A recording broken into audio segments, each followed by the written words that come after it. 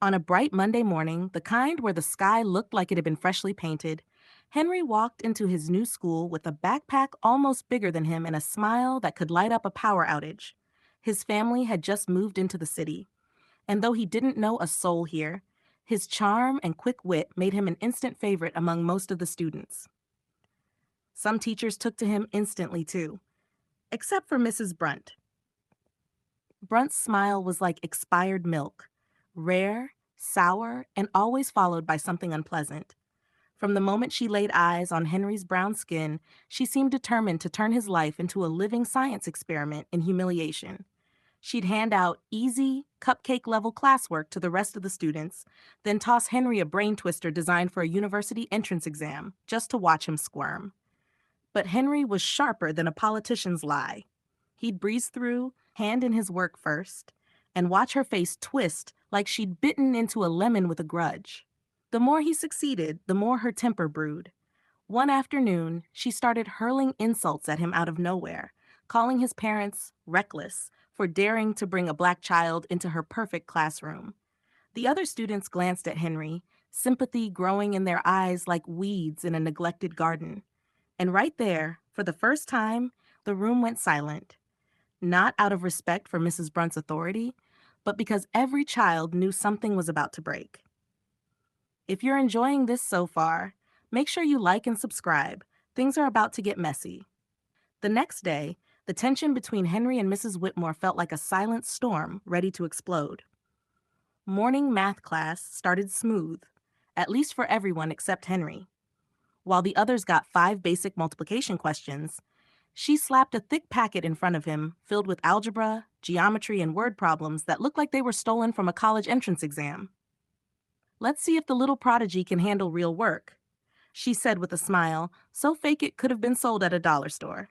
Henry didn't flinch. He sharpened his pencil, leaned in, and worked like his life depended on it. The other kids watched, some secretly rooting for him, others too scared to show it.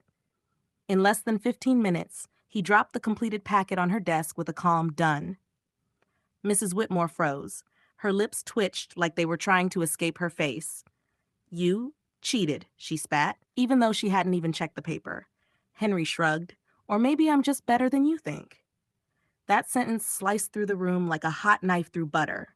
Her face turned beet red. She grabbed the paper, scanned it, and saw every answer was correct. The room went dead silent. Then, with the grace of a toddler throwing a tantrum, she crumpled the sheet and tossed it in the trash. Kids gasped. Henry just stared at her, thinking, "You're making this too easy." If you're loving this chaos so far, don't forget to like and subscribe. It's about to get wilder. By lunchtime, the story of Henry destroying Mrs. Whitmore's impossible test had already spread through the school like wildfire. Even kids from other grades were peeking into his classroom to see the boy who made the dragon lady choke on her own arrogance. Mrs. Whitmore, however, was plotting. When the bell rang for recess, she ordered Henry to stay behind. "Since you think you're so smart," she said, pacing like a villain in a bad soap opera, "you can help me clean the supply closet." Henry smirked. "Sure, I'll make it sparkle." Inside the closet, she handed him a broken mop and pointed to shelves stacked high with dusty boxes. As she left, she muttered, "Maybe this will teach you humility." What she didn't realize was that the janitor, Mr. Luis, had been listening. 10 minutes later, Mr. Luis walked in and found Henry not struggling, but reorganizing the entire closet like a pro. He took pictures. "Kid, you've got talent," Mr. Lewis said, "and I've got stories about Mrs. Whitmore that might interest you." By the time recess ended, Henry had a plan. If Mrs. Whitmore wanted war, she'd get a war, one she couldn't win. With Mr. Lewis's insider knowledge and a few allies in the student body, he would set a trap so public and humiliating that she'd wish she had retired years ago. Henry walked back to his desk, wearing the kind of grin that made Mrs. Whitmore uneasy. Friday morning, the cafeteria buzzed louder than usual. Henry's plan was in motion. Mr. Luis had accidentally leaked an old rulebook showing Mrs. Whitmore's grading policies from years ago, policies that were so unfair they might as well have been written by a medieval tyrant. Henry had turned the pages into giant posters and, with the help of a few friends, plastered them across the cafeteria walls. By the time Mrs. Whitmore arrived for breakfast duty, The entire student body was reading them out loud in mocking voices. Students must not question the teacher's decisions under any circumstances. One kid read in a fake British accent. Extra credit is at the discretion of the teacher, based on personal impression of character, another announced, sending the room into laughter. Mrs. Whitmore froze.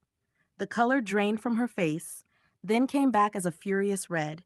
She lunged toward the posters, but students pulled out their phones, recording every second. Someone shouted, "Smile for YouTube, Mrs. W." Within hours, the clips were online, racking up views with captions like, "Tyrant teacher gets schooled by a 12-year-old." Parents began calling the school, demanding to know why someone like her was still employed. By the final bell, Mrs. Whitmore was summoned to the principal's office.